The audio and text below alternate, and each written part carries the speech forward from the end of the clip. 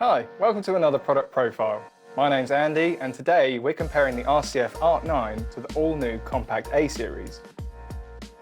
Here we have the Art9 12A and the Compact A12.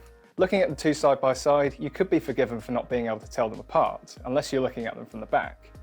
The new Compact A series shares the same professional composite cabinet of the Art9 series, with carry handles on the bigger models, M10 mounting points, pole mount, monitor wedge, and an end brace for that all-important rigidity and dampening, giving you a wood-like sound quality.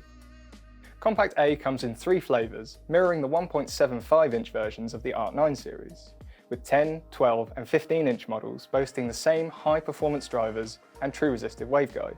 They're also the same price as the Art9 versions, costing around the £500, £600 and £700 mark respectively, so for the most part they look the same, cost the same and sound the same, right? Well, taking a look at the back of the Compact A, you can see the only real difference between the two. Being a passive speaker, the Compact A doesn't have a built-in amp, instead running off an external 8-ohm amplifier signal with speak-on in and through connectors. The high-quality built-in crossover, typically a weak point in passive speakers, is set at a lower frequency than usual, giving it a clear and accurate vocal reproduction in all situations. Being able to pair your Compact A speakers with your choice of amp makes it much easier to mix and match with other speakers and integrate it into an existing setup, all while cutting down on the extra cabling you'd need to power the Art9. This makes it ideal for long-term setups and permanent installs where you're much more likely to want to set it and forget it. However, the lack of a dedicated amplifier may have its drawbacks.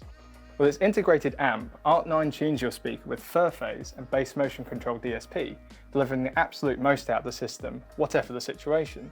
Plus you can be confident that you're not going to stress the drivers too much and damage the speaker. While the Compact A series shares the same drivers and construction, this can't guarantee you the same fine-tuned sound if you choose to drive your speakers with a third-party amplifier.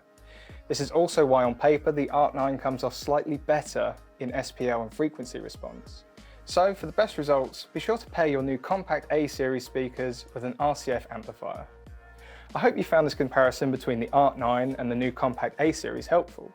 Let us know in the comments below if there's any other head-to-heads you'd like to see, and as always, we'll see you in the next one.